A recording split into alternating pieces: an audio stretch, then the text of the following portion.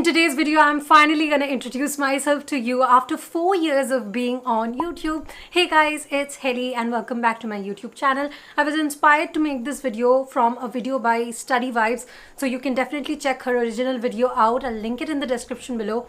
I got this idea that I started my YouTube channel in 2016 when I was in school, and now it's 2020, so it's been almost 4 years since I posted my first video. And since then I have grown a lot as a person. So number one, if you are one of my earliest subscribers, I'm pretty sure you've noticed that I've changed immensely now. And number two, if you're a very new subscriber, then you probably don't know exactly who I am and you might be interested in knowing me. But even if you are anywhere in between and you just want to know more about me and everything about my life, this is the perfect video to watch. It's gonna be a very chitty chatty video, so if you want, you can grab a cup of chai or coffee. I have grabbed a cup of chai here, but as you remember in my last video, I totally let the cup of chai go cold because I was so engrossed in chatting with you all. So yeah, please forgive me if the same thing happens with this cup too, but I'll try my best not to. First thing that I need to tell you about me is that I am a Bengali girl, and yes, in fact, I do practice black magic. That's why I am wearing white, so that no one understands what I do behind the scenes. So I was born here in Kolkata, and after that, when I was about 1 year old, I went to Orissa because my father was transferred there, and I lived in Orissa till I was about 6. When I was about 6, we came back to Kolkata, and ever since then I have lived in Kolkata forever. I do want to live in some more Indian cities, but till now I'm still in college technically, so I can't take that decision now. But the moment my college is over, I do want to check out some other city because there are so many cities out there with so many amazing opportunities that I think I'm missing out on a lot there. Nothing very special about my childhood as such. I did enjoy my time in Bhubaneswar more than my time in Kolkata, to be honest, but that's just my opinion, I guess, because back then I was very young, and as I started growing, obviously I was facing much more issues. I had like serious issues in being able to fit in, and I would suffer a lot from feeling lonely. Like school life, I hardly had a few good friends, okay, and I had a like whole bunch of terrible friends. So that really affected me a lot, and I used to suffer a lot from loneliness, and that's when I resorted to books, okay. And I can't tell you how badly books changed, or how well books changed my life. When I started reading books, I stopped feeling lonely. It felt like something understands me, someone understands me, and yeah, basically I would feel like I belong somewhere. I used to read extensively from the 5th to the 8th standard. Around 9th, 10th, I stopped because everyone was saying that I should prepare well for ICSE, and I did not want to do badly in that exam. I got about 94%. It was not that good. It was not that terrible, to be honest. But I got this overconfidence that I can take up science because everyone was taking up science, and I did. The problem is that I am an arts person, okay? I am all about loving arts, culture. I love books, I love movies. So yeah, I loved arts and culture, but the only reason I did not take up arts is because everyone else was taking up science.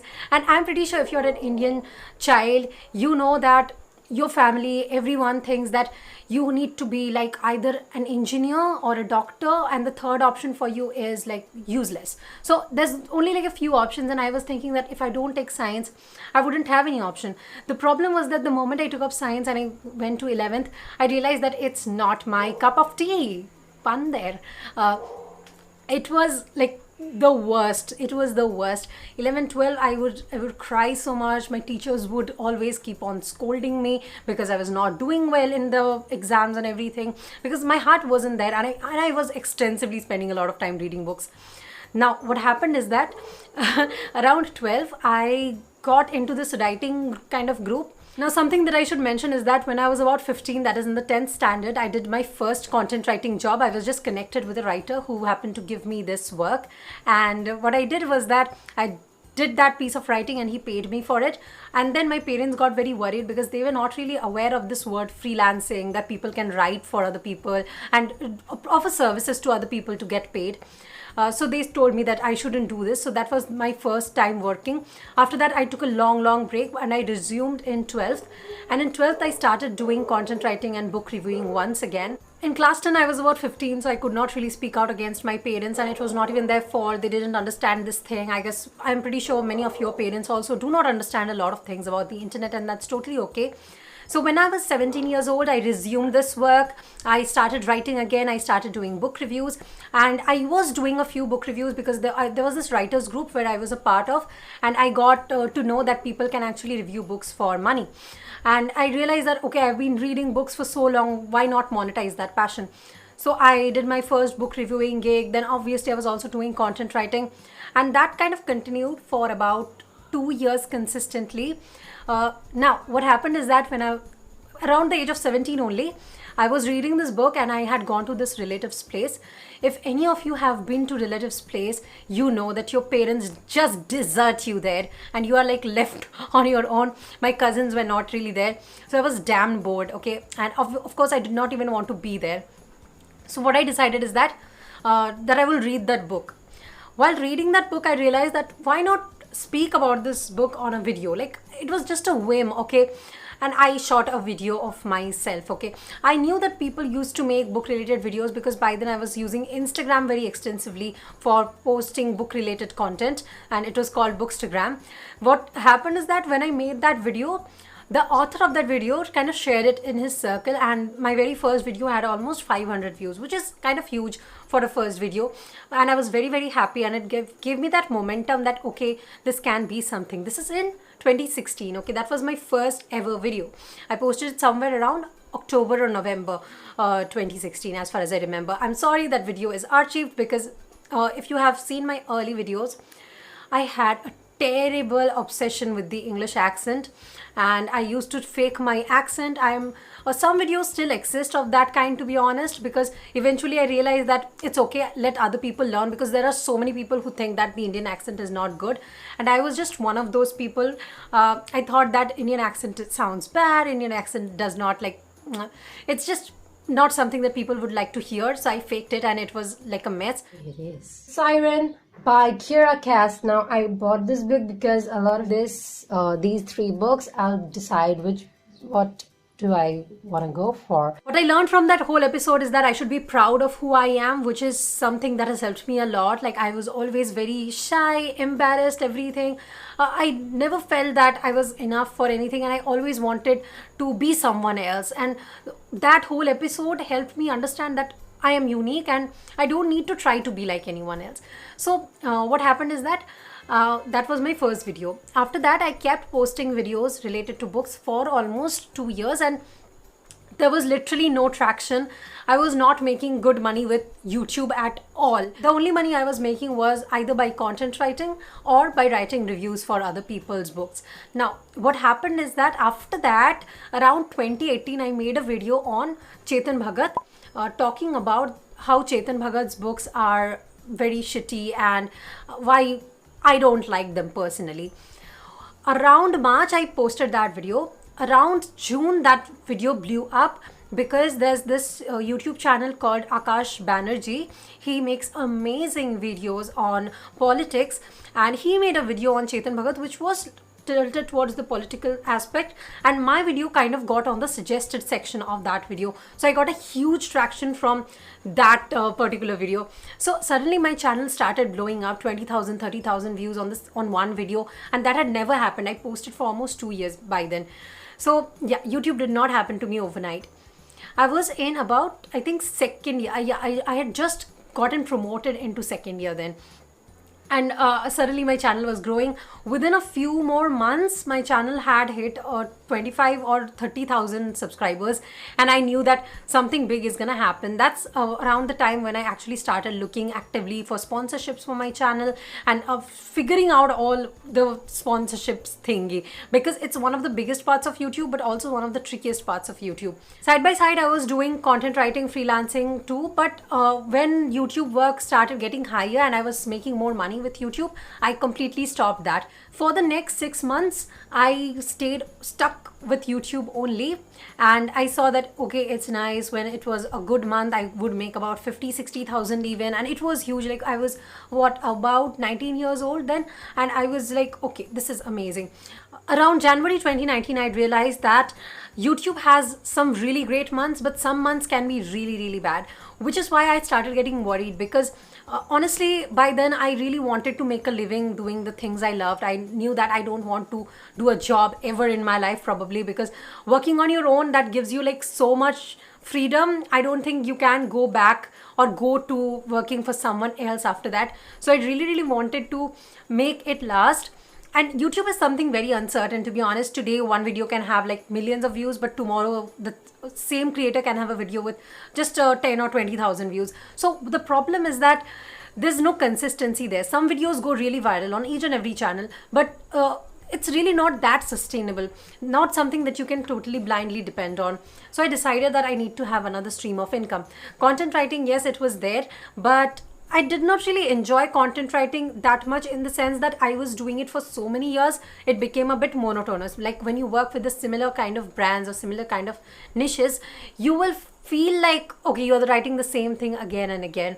So what happened is that I decided there's going to be some other freelancing niche that I'm going to pick out. And this time it was marketing, because I had done book marketing for a few authors already on a very basic level, but I had done it. So I had some idea and I wanted to make more money doing that. Before that, when I did marketing, I got paid about 5,000 rupees or so. But then I took this course, and this course was really nice. It is kind of expensive, to be honest. If you can't afford the course, it's totally fine. There's plenty of free content available on YouTube. Remember that this was the first course I ever paid for. Before that, I had made a lot of money in other freelance niches just because I had the, capability of Googling things and asking people stuff. That's all you need. Now, after I took that course in about 2019, I kind of started getting clients in marketing as well. In 2019, by the way, I also got my silver play button. I had never expected to get silver play button because BookTube is a niche where you grow real slow. And my niche, I had never even expected to get to 10,000 subscribers in the next 2 years. And suddenly I was at 100K, which was huge. Okay. Something that I really learned from that experience is that 1 or 2 videos really blow up, and usually they are not the kind of the videos I tend to make. Whenever I do something a little bit different, they do better.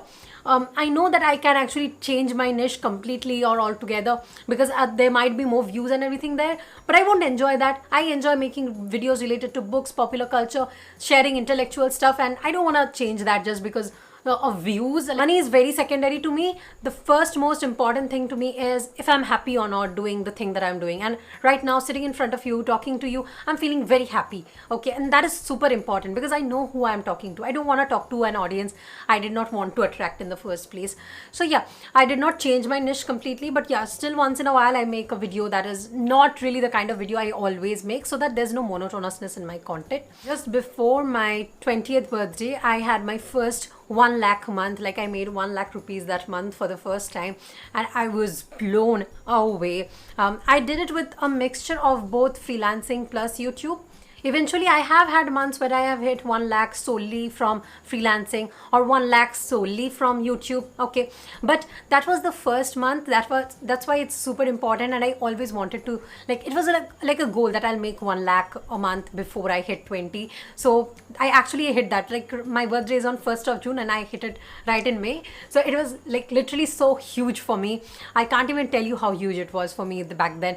Right now, honestly, since I've had so many 1 lakh months since then, it has become normal, but then it was a huge thing, and I still remember how happy I was. What happened with all this is that I was growing so fast that I started losing interest in everyone around me, because my friends won't understand what I'm talking about, and everyone around me, they are busy with their own lives. They don't understand what I do, which is why I started getting really, really upset, like really, really sad. Like, I don't know why 2019 has been both the best and the worst year of my life. From the professional aspect, it has been the best, but on the emotional aspect, it has been the worst. It has been the worst. Like, that's one year I would never want to go through again in my whole life, probably. slowly, except towards the end of the year things started looking much better. I took real good control of my life. That's one thing I'll give myself credit for. But apart from that, throughout the year I was super duper unhappy despite reaching goals that I never thought I'll reach before. Yes, when I'll reach those goals I will feel very happy, but it was like I had attached my worth to my goals only. And it's not like I always hit goals, right? I would fail many times, many times, and immediately I'd feel like I'm such an utter failure, there's nothing else to my life, I would like be an embarrassment to everybody. That's the kind of thought process I would used to have, and it was really bad, to be honest. Right now, where I'm standing right in front of you, like sitting in front of you, I can see that I'm in one of the best phases of my life. There are still things that I struggle a lot with. I would highly encourage you to follow me on my Instagram to know me more in depth. A lot of things that I avoid speaking on YouTube because the audience here is so big. I feel a bit vulnerable. So if you want to see like a more candid side of me, definitely follow me on Instagram at the Heli blog. But yeah, right now there are issues I still struggle with, but also I'm growing faster than ever. This year I have launched 3 products in total. All of them are like service-based products, and they are basically mentorships and consultations wherein I am helping other people start their freelancing journey, start their own YouTube channel, start their own Instagram account and make money with them. Like all of this started like during the pandemic, because in the pandemic I was feeling so low that I really needed to keep myself occupied with something. For me, something that I've realized is that productivity comes when I am sad. Because I don't know anything else to do other than like putting myself in work, which is both a good and a terrible idea, because sometimes you end up ignoring a lot of serious things in this process. So yeah, that's where I am right now. I must say that no matter what happens, you will see me on this channel posting videos for the next 50 years of my life, if I'm alive till then. And I will be talking about books a lot. Like no matter what type of content I make, books will be a major part of it always. And I make sure that at least like half of my videos are total book recommendations, because books is like my life. Okay, I've changed a lot as a person. I used to read only fiction. In 2016 I read both fiction and non-fiction now. I used to talk like too much about bad books, I would say, towards in 2016, because my reading taste had not evolved then.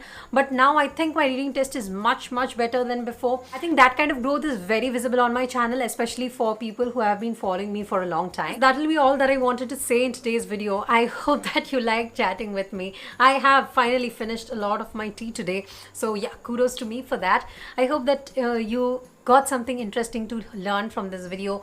And the biggest thing that I want to tell you is that never stop growing. Okay, I guess 4 years from now when you see me, I'll again be a very different person, and I would have evolved a lot, just like I have evolved in the past 4 years, because change is a part of life. If you're not changing, you're probably not growing, and you've stunted your growth. Don't do that to yourself. I'll be right here helping you out to reach your goals. And yeah, I hope that you enjoyed today's video. I'll be back with another video next week. Until my next video, bye bye.